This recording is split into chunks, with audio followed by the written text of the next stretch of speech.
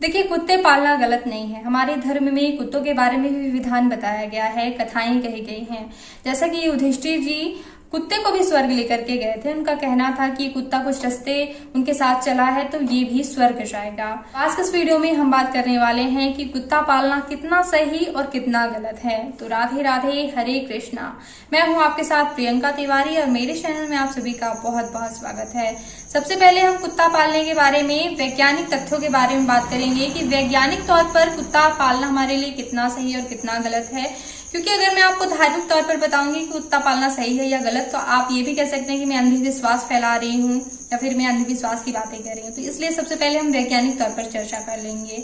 तो वैज्ञानिक तौर पर भी कुत्ता पालने के संबंध में मैं ये कहना चाहूंगी कि आप घर में कुत्ता पालकर प्रकृति का संतुलन बिगाड़ रहे हैं और इसी के कारण से जो है हमारी इन्हीं मनमानियों के कारण फिर हमें एक दिन जो है कोरोना जैसी बीमारियों का सामना करना पड़ता है, क्योंकि फल तो मिलना ही है हमारी मनमानियों का।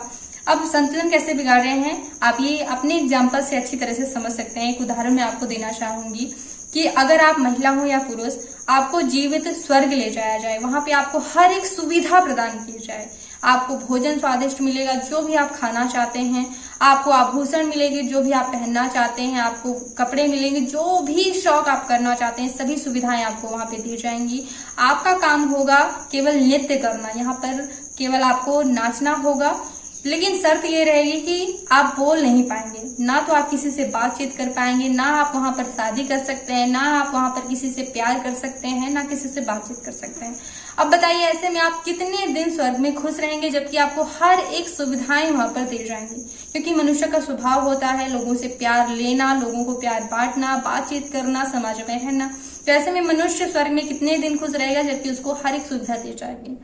तो इसी प्रकार से एक छोटे से कुत्ते के बच्चे को घर में ला करके उसकी माँ से दूर करके, उसके समाज से दूर करके हम सोचते हैं कि हम उसे दुनिया की हर एक खुशी दे रहे हैं, लेकिन ऐसा नहीं होता है। भले ही हम बड़ा कुत्ता ही घर क्यों ना लाएं, उसको भी पहले ट्रेनिंग देने के लिए जो है छोटे में ही यानी कि बचपन में ही ले जाया जाता है, ताकि हमारे कारण ही कि उसको ट्रेनिंग दी जाए, फिर मतलब वो आता है।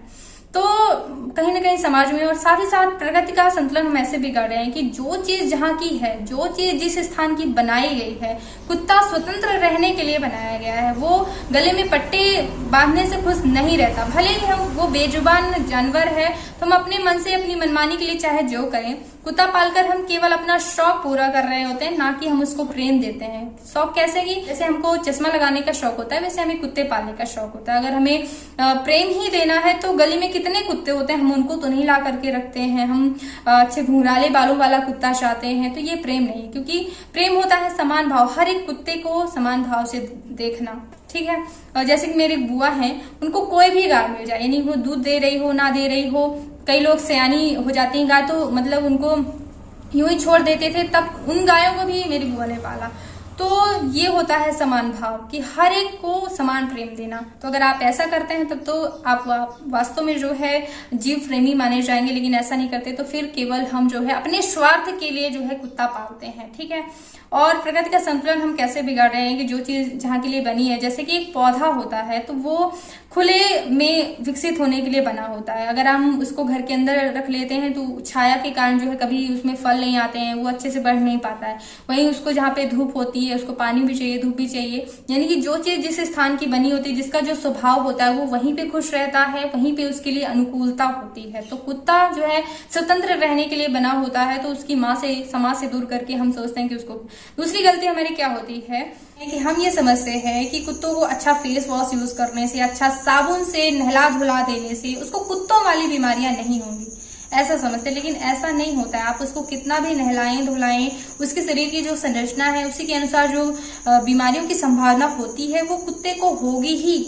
इसीलिए कहा जाता है दो अलग जीव हैं, मनुष्य एक अलग जीव है, कुत्ता एक अलग जीव है। तो दो अलग जीव एक दूसरे के लिए खतरनाक हो सकते हैं। कुत्ते की कुछ बीमारियां जो है हमें लग सकती हैं, या फिर कुत्ते के कारण से हमें कोई बीमारियां हो सकती हैं। इसलिए कहीं ना कहीं कुत्ता अंदर पालने के लिए वर्जित किया गया है। अच्छा, कुत्ते की शरीर की संरचना ऐसी होती है, जैसे कि दांतों की संरचना ऐसी होती है कि कुत्ता अगर काट दे तो कई इंजेक्शन लगवाने पड़ जाते हैं, वरना विष लग जाता है। तो क्या हम उसे अपना टूथपेस्ट करवाने लगेंगे, उसको अपने ब्रश से ब्रश करवाएंगे, तो क्या उसके दांतों की संरचना बदल जाएगी? नहीं बदलेगी। वो फिर भी काटेगा तो विष लगेगा ही, हमको इंजेक्शन लगवाने ही पड़ेंगे।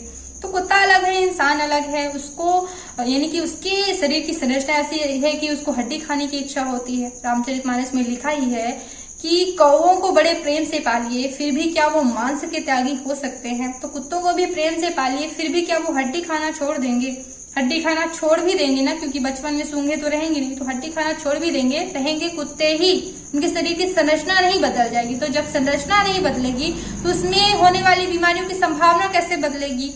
वो मनुष्य के लिए किस प्रकार से खतरनाक हो सकता है? ये एक बहुत ही बड़ा वैज्ञानिक मतलब शोध का विषय है, जो कि एक मेडिकल का ही स्टूडेंट बहुत ज्यादा शोध करेगा तभी उसको मतलब मालूम पड़ सकता है। तो दो अलग तरह के जीव जब एक साथ ही रहेंगे तो दोनों जीव एक दूसरे के लिए नुकसानदायक हो सकते हैं। इसीलिए कहीं ना कहीं ऋषि मुनियों ने जो है कुत्तों को अंदर पालने के लिए वर्षित किया है। दूसरा, धार्मिक तौर पर शास्त्रों में ये वर्णन मिलता है कि जिन घरों के अंदर कुत्ता पाला जाता है उन घरों में पितर और देवता हविष्य स्वीकार नहीं करते हैं। उन घरों की पूजाएं या फिर हविष्य पितर स्वीकार नहीं करते हैं, देवताएं उस घर की पूजाएं स्वीकार नहीं करते हैं। तो कहीं ना कहीं मतलब ऐसे नियम बना देते थे ऋषि मुनि ताकि हम डरें और अपने सुरक्षा के लिए, अपने स्वास्थ्य की दृष्टि से जो है हम जागरूक रहें और गलतियां न करें। कहीं न कहीं ऋषि मुनियों द्वारा ये नियम इसीलिए बताया गया था क्योंकि उनको हर एक चीज पता होती है। मतलब हमारा सनातन धर्म पूरा विज्ञान परक है। ऋषि मुनियों द्वारा बताई गई हर एक चीज विज्ञान पर ही आधारित है। अच्छा, मेरे एक सूतक पातक वाले वीडियो में एक महिला ने कमेंट किया कि जैसे कि पातक में 13 दिन मेरे एक सूतक पातक वाले वीडियो में एक महिला ने कमेंट किया जैसा कि सूतक पातक में जो है 13 दिन तक किसी को स्पर्श नहीं किया जाता, अशुद्धि मानी जाती है, कई नियम माने जाते हैं। तो उसमें महिला ने कमेंट किया कि मैं क्या ये अंधविश्वास फैला रही हूँ, ऐसा कुछ नहीं होता कि 13 दिन तक किसी को नहीं छूना है। तो मैंने उनको बताया कि अगर ऐसा कुछ नहीं है तो कोरोना में 14 दिनों का ही क्यों क्वारंटाइन किया जाता था? 14 दिनों तक ही किसी जिसको अगर कोरोना पाया जाता था तो उसको 14 दिन तक ही क्यों अलग रखा जाता था? क्योंकि इसलिए कि हमारे ऋषि मुनि पहले से ही ये जानते थे जैसे कि पहले मृत्यु का कारण कोई बीमारी ही होता था, तो किसी बीमारी के लिए जो जीवाणु विषाणु कारक होते हैं वो 13 दिनों में ही समाप्त हो सकते हैं। इसलिए जो है 13 दिनों के बाद ही अशुद्धि समाप्त होती थी। 14 दिनों से जो है लोग सभी को स्पर्श करने लायक होते थे, जब पूरे घर की सफाई वगैरह हो जाती थी। तो पहले से ये नियम था, इसीलिए आज मतलब कोरोना में भी वही है। विज्ञान भी ये मानता है कि 13 दिन बाद ही मतलब अशुद्धि होती है। तो कहीं ना कहीं हर एक चीज जो है विज्ञान परक है। इसीलिए ऋषि मुनियों ने ये नियम बनाया है कि कहीं ना कहीं मतलब देवता और पितर जो है उस घर की पूजा स्वीकार नहीं करते हैं, इसलिए घर के अंदर कुत्ता नहीं पालना चाहिए। अगर आपको कुत्तों से इतना ही प्रेम है आप घर के बाहर कुत्ते पाल सकते हैं, बिल्कुल। हमारे धर्म में घर की पहली रोटी गाय के लिए और अंतिम रोटी जो है कुत्ते के लिए बताई गई है। तो अंतिम रोटी आप कुत्तों को दीजिए। और कुत्ता ऐसा जीव होता है, उसका ऐसा स्वभाव होता है कि जिस घर में उसको रोटी मिलती है उसकी वो बड़ी देखरेख करता है। आप चाहे जहां भी रहें, आपको ऐसा भले लगे कि कुत्ता यहाँ पे नहीं है, लेकिन वो जिस घर में रोटी पाता है उसकी बड़ी देखरेख करता है। जैसे कई लोग वाहन रखते हैं और अपने घर की सुरक्षा के लिए कुत्ते को पालते हैं, तो घर के बाहर पाला जा सकता है। कम से कम आप उसको अपने साथ बेड में मत लिटाइए, अपने साथ भोजन मत करवाइए, अपने पूजा घर में मतलब अपने अंदर घर के मत लाइए। आप बाहर घर के कुत्ते को पाल सकते हैं या फिर मतलब अपने मेन गेट से थोड़ा सा बाहर उसके लिए कोई घर बनवा सकते हैं। गले में पट्टा नहीं बांधना चाहिए क्योंकि स्वतंत्र जीव है, उसको स्वतंत्र घूमने में ही उसको आनंद आएगा।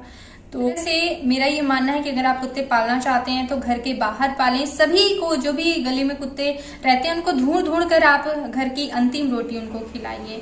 तो कैसा लगा वीडियो कमेंट करके जरूर बताइएगा। अपनी राय जरूरी नहीं है कि मैं जो कह रही हूँ उससे आप भी सहमत हो। हर एक इंसान की अपनी सोच होती है, अपनी विचारधारा आप बता सकते हैं, लेकिन हाँ अपने संस्कार जो है ध्यान में रखिएगा। मतलब शब्दों का सही चुनाव किया जाना चाहिए, गलत कमेंट मतलब गलत भाषा में नहीं आना चाहिए।